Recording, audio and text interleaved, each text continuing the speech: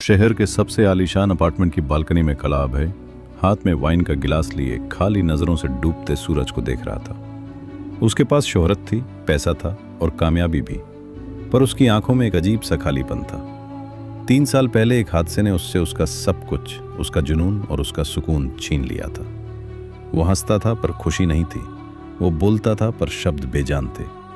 वो एक जिंदा लाश बन चुका था।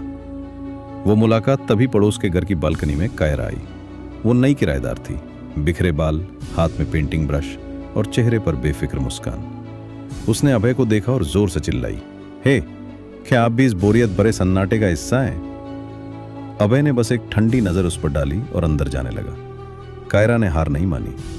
अरे सुनिए मिस्टर जिंदा लाश, अगर पेंटिंग आती हो तो हाथ बटाइए, वरना यूं बुत बनकर खड़े रहने से सूरज जल्दी नहीं डूबेगा। एहसास का सफर। अगले कुछ दिनों तक कायरा ने अभय के सन्नाटे में सेंध लगाना जारी रखा। कभी वो जबरदस्ती उसे चाय पिलाने बुलाती, तो कभी अपनी अधूरी पेंटिंग्स दिखाकर राय मांगती। अभय को पहले झुंझलाहट हुई, फिर जिज्ञासा।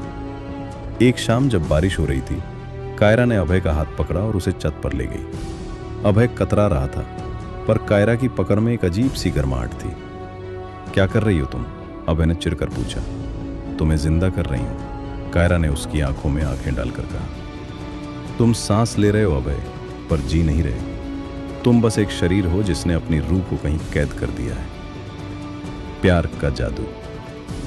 उस रात बारिश में भीगते हुए कायरा ने अभय को अपनी जिंदगी की कहानी सुनाई। कैसे उसने एक बड़ी बीमारी को हराकर जीना सीखा था। उसने अभय का हाथ अपने दिल पर रखा और कहा, महसूस करो इसे।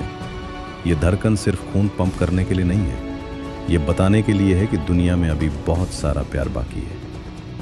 उस पल अभय को पहली बार अपने सीने में एक हल्की सी चुभन महसूस हुई। वो चुभन दर्द की नहीं, एहसास की थी। उसने कायरा को करीब खींचा, उनकी सांसें टकराईं और सालों से जमी बर्फ पिघलने लगी। वो जो एक जिंदा लाश बन चुका था, उसे पहली बार अपनी रगों में दौड़ते खून का एहसास हुआ। निष्कर्ष, प्यार कोई जादू की छड़ी नहीं है, लेकिन प्यार वो रोशनी है जो हमें अंधेरे से बाहर खींच लाती है। अभय अब भी वही इंसान था, लेकिन अब वो सिर्फ जिंदा नहीं था, वो जीवित था। उसने कायरा के माथे को चूमा और धीरे से कहा, तुमने एक मुर्दे को फिर से इंसान बना दिया। संदेश: जिंदा होना सिर्फ फेफड़ों में हवा भरना नहीं है।